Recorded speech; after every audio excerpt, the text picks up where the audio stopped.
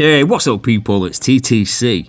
Today we're going to have a look at the Bandai Tekken Game. The Bandai Game Dimension Tekken figures. Oh, I'm excited for this one. I have been a Tekken fan my whole life. I spent so much of my childhood playing Tekken 1 and Tekken 3 as well, and just so many memories. Always wanted some figures of the characters, but the ones that they released sort of towards the end of the 90s was they were crap. I know Figure Arts and Storm Collectibles have also put out some figures of some Tekken characters, but man, they're out of my budget. I ain't going to be spending 80 to 100 quid on one figure, jeez. So this line is sort of like a pretty decent kind of budget version, sort of like the Dragon Stars figures were for Dragon Ball. So they're definitely not as good as Figure Arts or Storm Collectibles, but who cares, man? For a quarter of the price, I'm definitely really happy with these. There's 4 of them in the set so far. You got these 3 guys here, and then there's also a Tekken 8 version of King, which I haven't picked up. And I don't really know why, because I kind of want it. So that'll probably be the next thing that I'll pick up. But for now, we've got all 3 of the Mishimas here. We're going to take a look at them one by one. And I also bought Tekken 5 on PS2 so that we could, record a bit of gameplay and put it in this video. And the disc arrived, scratched to death, and it don't work. But then I downloaded Tekken 6 for the PS5, so let's play a bit of that. And then I can show the world that just because I love a game, it don't necessarily mean that I'm any good at it. Hey, it ain't winning, it's taking part that counts. So let's dive in and take a look at these 3 guys. But first, might as well check out the packages first for all you weirdo mint-on-card collectors with your box fetishes. As a loose collector, I'm really not sure what exactly I'm supposed to be looking for here. I mean, it's got some pretty cool designs on it. I like the font that they chose for Game Dimensions at the top up there. It's kind of like a vague video game sort of design. There's not a lot that is specifically Tekken other than the font and obviously the artwork on the back and the sides, which is a pretty nice image to be fair. I like that. And then turning it around, you just got some still images from the game and then a little digital render of the figure. And then at the top there, you've obviously got the other figures, which is King. I definitely think I'm going to have to pick him up. He looks pretty damn sweet. Right, that's probably about as long as I really want to spend looking at an empty box, so let's just crack on. We'll take a look at Kazuya first. Round 1. Fight. Alright, come on, Law. Let's have you. Whoa. Back off. Down. Perfect. Coming out here fighting a goddamn green kangaroo. Boom. Round 1. King. Alright, at least got this move down.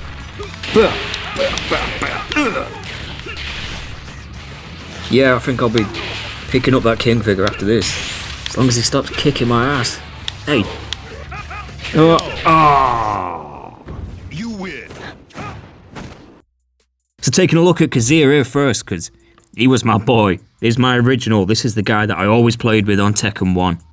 He had that proper cool, like, silent badassery about him, but he was the good guy. Or at least in the first game, anyway. In this figure here, it pretty much captures him. I ain't going to say it's perfect, but it's pretty damn good. This is obviously one of his later looks from, like, Tekken 4 onwards, where he had the scars all over his chest and his face and the flames on his pants. And I think for the most part, it's captured pretty nicely here. There's a nice fabric texture sculpted onto the pants, that's nice. But if you want to get nitpicky, I'm pretty sure that at least one of these flames, one of them's supposed to be purple and one of them's supposed to be red. That don't really bother me too much, I mean, it's close enough.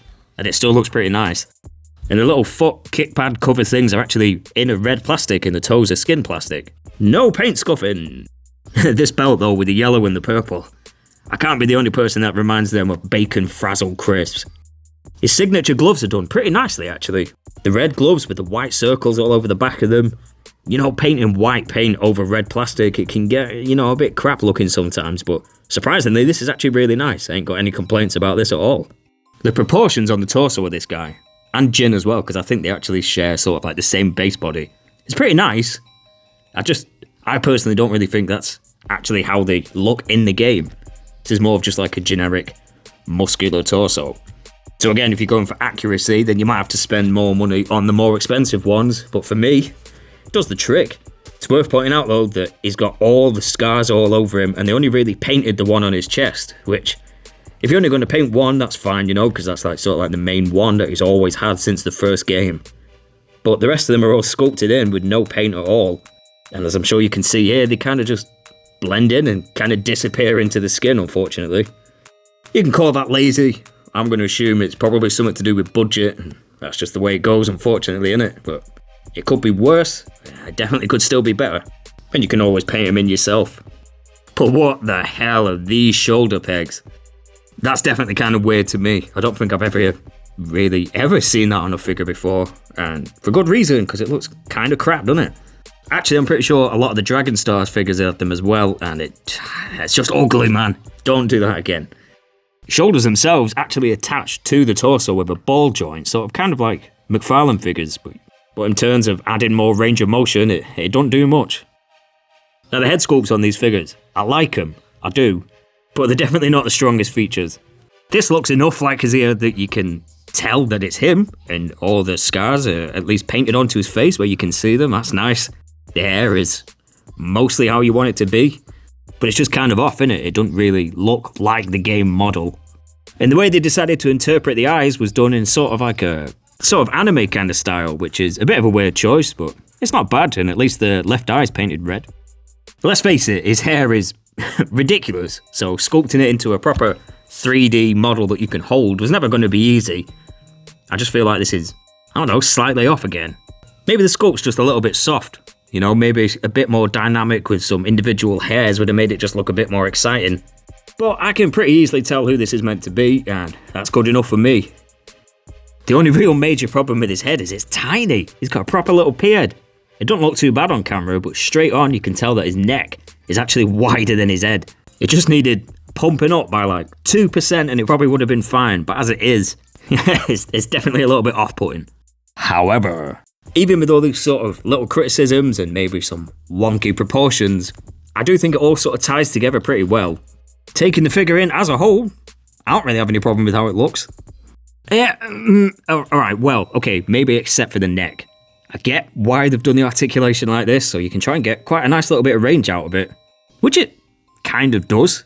It's not bad, but oh, I hate the way they've had to like cut a groove out of his whole sort of clavicle area just to get this kind of back and forth, side to side wobble. I'm the kind of person who does not like articulation at the expense of the aesthetic, and that's definitely what this is. Guy's got a big crack around his neck. Always appreciate the drop down hips for a bit of extra articulation. Jesus though. Look at that. That's pretty scary. But you get a lot better range for throwing some of those high kicks. Accessories are pretty good. You get a nice pair of grippy, hunker, weird, expressive hands. What the f*** did I say that for? And he's also got this squishy sort of lightning effect. Seen similar things with Marvel Legends, and yeah, it's not bad. It's soft enough that you're not going to break it. It works pretty nicely to show his sort of electrical energy kind of power-up effect that he does. And it just slides over the fist like that. Look at that, fits pretty nicely, and you can get a nice, decent, powered-up punch pose going. And then here, right, this is the only thing out of all of these that I'm not really a massive fan of. They all come with this sort of translucent text that say round 1, round 2, you know, ready, fight, that kind of thing on a translucent stand. And I kind of get the point of them. It's not the worst thing in the world. It's, you know, it's kind of a cool idea. But I ain't ever going to use anything like this. Now, I suppose you could take it off the stand and maybe blue tack and stick it up in the background or something and it won't look bad. But similar to the trading cards in McFarlane figures, this to me just feels like maybe don't even bother with these and then the figures could cost less. Right, on to Heihachi. Round 1. I like the character, but I don't really tend to play with Heihachi that often, so I'm not really sure what I'm doing. KO. You win. Come on, give me something good. Nah, just headbutt guy to death. Wang Jinrei. Come on. Literally just two old men slapping the crap out of each other. Whoa, whoa. What the hell did... Hey, Jesus. Let me alone. Yeah, take that, you prick. No. Come on,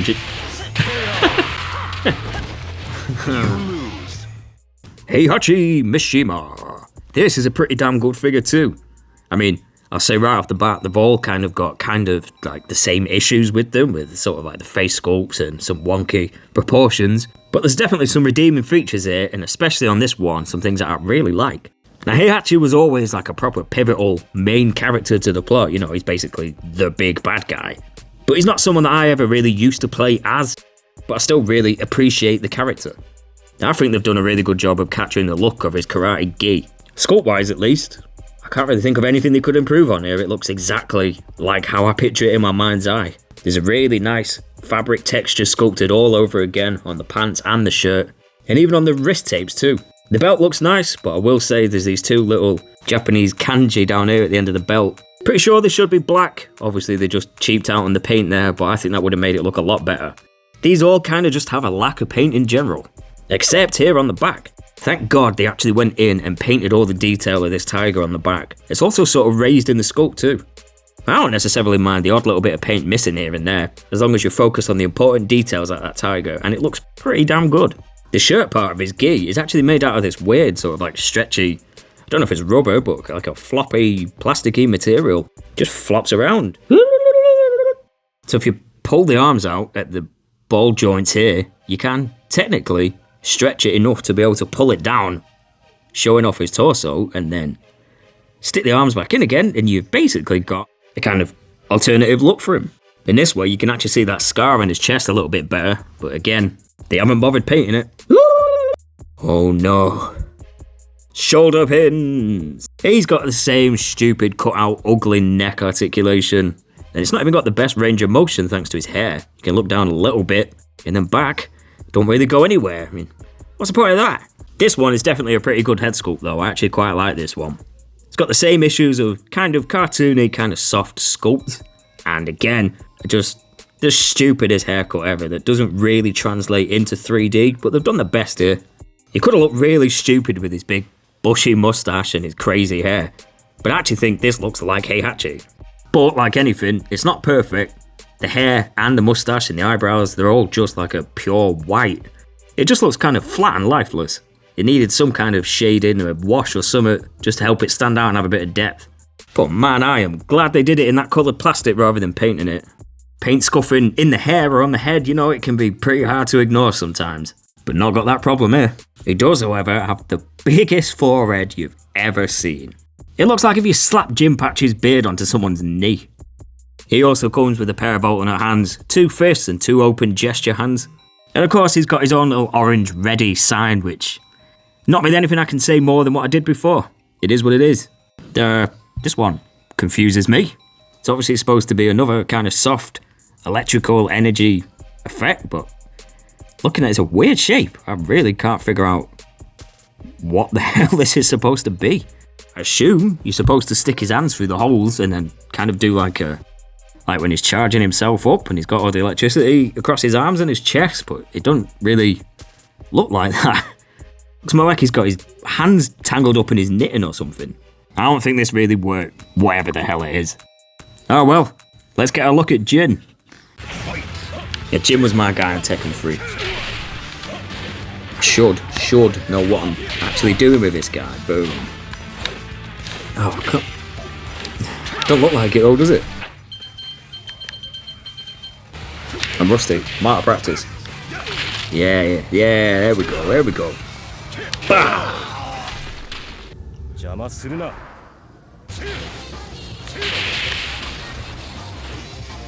Come on. Whoa! Get off! Oh, Steve Fox is my nemesis. See, Jesus. Hey! Oh, come on.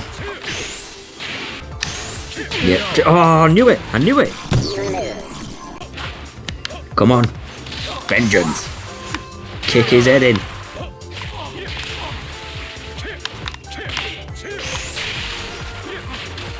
Ah, yeah, screw you. You win. Jin Kazama. This is the one I was excited for the most. I think if you asked me growing up who my favourite character was, I probably would have said Yoshimitsu. But come on, Jin. Tekken has become about Jin, hasn't it? He's the main character, and rightfully so, he's pretty cool.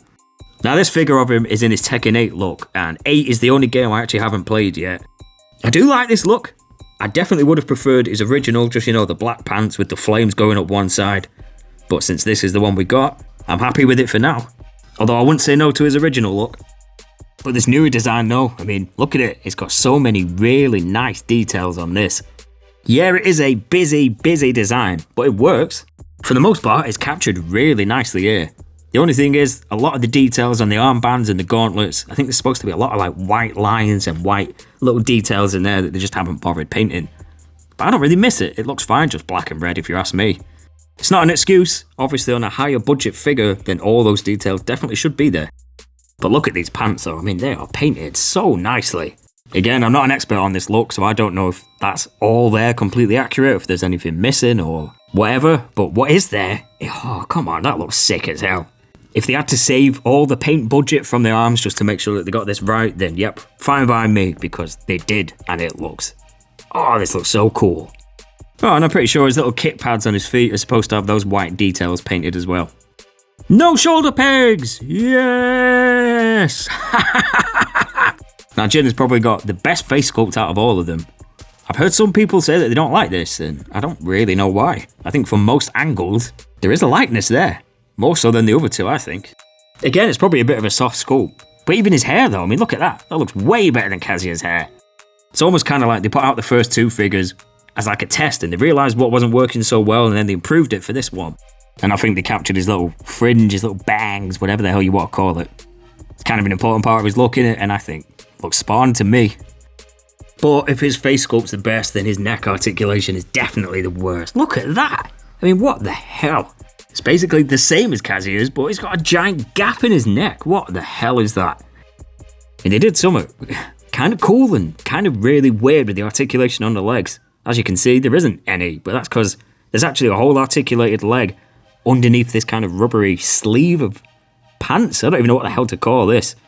So that when you bend the leg, the pants actually bend with it. If I sound confused, it's because I kind of am. I've literally never seen anything like this before. I've got no idea how I feel about it. It's a soft enough, kind of squishy, rubbery plastic that it moves pretty well and it kind of does the job. It's a bit weird, isn't it? The paint kind of worries me though. You can see right there in the knee joint that it's stretching over this plastic and it's starting to crack away. I really don't want that peeling off. Same there on the red side. So I think I'll probably not be bending the knees too often on this one. In one way, I actually kind of like it, I'm kind of impressed that they tried something new, and I've always sort of wondered, rather than having knee articulation, whether you could have like bendable clothes that weren't just made out of fabric. I think the best thing I can say is I kind of like it, but I don't want to see it again. Jin comes with two alternative grabby hands as well, and they're pretty nicely done, but it's worth pointing out that the grey circles on the back of these red hands, the paint's a little bit thin. You can kind of see a fair amount of the red coming through there. And sadly, Jin's little weird round 2 sign thing is probably the worst one here. I don't know why on this second wave of figures they decided to change the colour from this sort of like super neon bright orange to this weird kind of muted, not very visible like peach kind of colour. It's weird. And on top of that, they've not cut out the middle of the letters like the O and the D or anything on this one. So it's just kind of a big pink block. I don't really know what I can say about it. It looks kind of crap. I won't be using any of these. He's also got his own electrical energy effect, although his is in like a sort of a bright red. Although in some of the places where the plastic gets a bit thinner, you can kind of see like a shimmery sort of pink look to it, which is kind of cool. And this one also just fits really nicely over the end of his fist. Time for some size comparisons. Here's a 6-inch Marvel Legends Ninja version of Daredevil. And on the other side there's the Jazzwares Halo 6?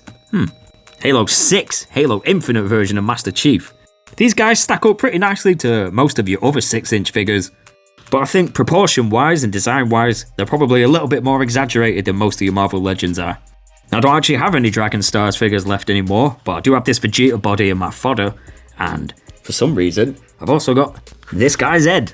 I can't remember what he's called, but yeah, let's stick them together and see what they look like.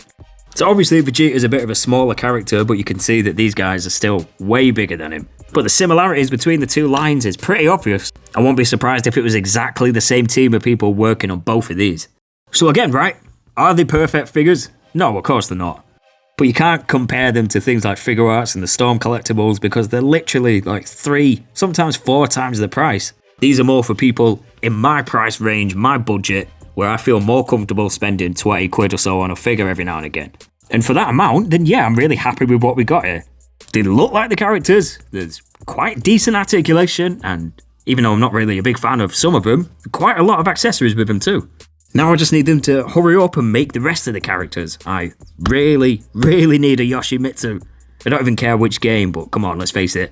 Preferably Tekken 3, that would be so damn cool. Then you can give us a Paul Phoenix, a Ling Xiaoyu, Law, just all of them. Just keep it going. I don't even know if they are making any more of these. I keep hearing that they've given up already after 4 figures, and I really hope not. I mean, come on, Bandai. If that's the case, then just make them for me, you know? I mean, come on, it's me, it's your pal. I got these cheeseburgers, man. So don't forget to like this video, drop us a comment down below letting us know what you think of these, and subscribe to the channel if you haven't already. If you like this, then, you know, I can pretty much guarantee you I'm going to go finish recording this and go and buy King. So that video's coming, keep your eyes peeled for that. And who knows, maybe in future videos I'll keep playing video games and completely embarrassing myself. But until then, I'll see you guys in the next one. Cheers. Fight!